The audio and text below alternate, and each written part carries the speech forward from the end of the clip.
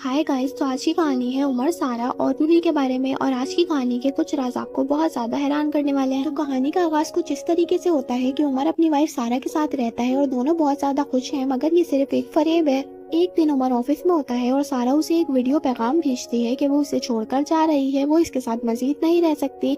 उमर ये सब सुनकर बहुत ज्यादा सदमे में चला जाता है और उसे इस बात का बहुत ज्यादा दुख होता है। इस तन्हाई में उमर की मुलाकात रूही से होती है। रूही की मासूमियत और खूबसूरती उमर के दिल को भा जाती है और उसके दिल में एक नई उम्मीद जगाती है। वो दोनों शादी करके एक बड़े से बंगले में रहते हैं, लेकिन वो इस बंगले के कुछ राज नहीं जानते थे।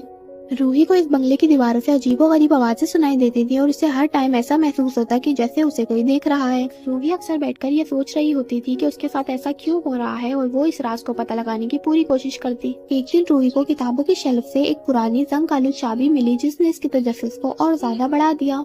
रूही ने इन पुरस्कार आवाजों का पीछा किया और आखिरकार बंगले में खुफिया दरवाजा ढूंढ निकाला, जिसकी चाबी इसको पहले से मिल चुकी थी। गाइस, इस कहानी के कुछ राज जानकर आपके पैरों तले जमीन निकलने वाली है, लेकिन पहले लाइक, कमेंट, सब्सक्राइब जरूर कर दें। जैसे ही इसने डरते डरते खुफिया दरवाजा खोला तो अंदर सारा को देखकर इसके होश उड़ गए। वो ये बात सोचकर हैरान थी कि सारा अभी तक जिंदा है और इस कमरे में क्या कर रही है। सारा ने पहले तो उसको हल्की सी मुस्कुराहट दी, मगर उसकी आवाज में दर्द छुपा था। सारा ने बताया कि इस खुफिया कमरे को देखने के बाद मैंने सोचा मैं क्यों ना उमर की मोहब्बत का इम्तिहान लूं। मैंने उमर को पैगाम भेजा कि मैं उसे छोड़कर जा रही हूँ और मैं इस खुफिया कमरे में आकर छुप गई और मुझसे इस कमरे की चाबी गिरकर गुम हो गई और इस कमरे का दरवाजा सिर्फ अंदर ही से खुलता है और मैं यहाँ हमेशा के लिए कैद होकर रह गई। बहुत ज्यादा कोशिश की कि यहाँ मेरी मौजूदगी का एहसास किसी को हो, मगर ऐसा कुछ ना हुआ। सारा की कहानी सुनकर रूही के दिल में खौफ बैठ गया कि अगर सारा बाहर आ गई तो उमर वापस सारा के पास चला जाएगा। रूही ने फैसला किया कि वो सारा को हमेशा के लिए इस कमरे में बंद रहने देगी।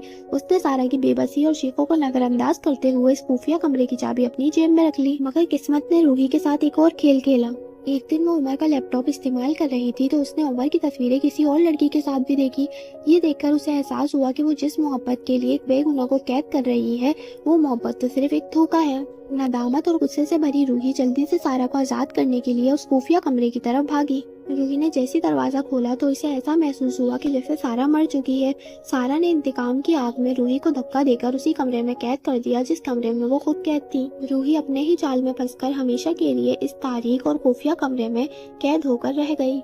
उसने जैसा किसी और के साथ किया उसके साथ भी वैसा ही हुआ। इसके बाद सारा ने एक नया लिबास पहना और आईने में खुद को देखकर मुस्कुरा दी। वो ये आजादी काफी सालों बाद महसूस कर रही थी। उमर से बेवफाई का इंतकाम लेने के लिए सारा ने लिफाफे के साथ उस खुफिया कमरे की चाबी पुलिस को भेज दी और उस पर लिखा कि उमर ने अपनी पहली और दूसरी बीवी दोनों को कत्ल किया है। पुलिस ने उमर को सारा के कत्ल के इल्जाम में गिरफ्तार कर लिया। सारा बहुत ज्यादा खुश और आजाद महसूस कर रही है और जिसने भी उसके साथ बुरा किया उन सबसे इंतकाम की फतह का जश्न मना रही है।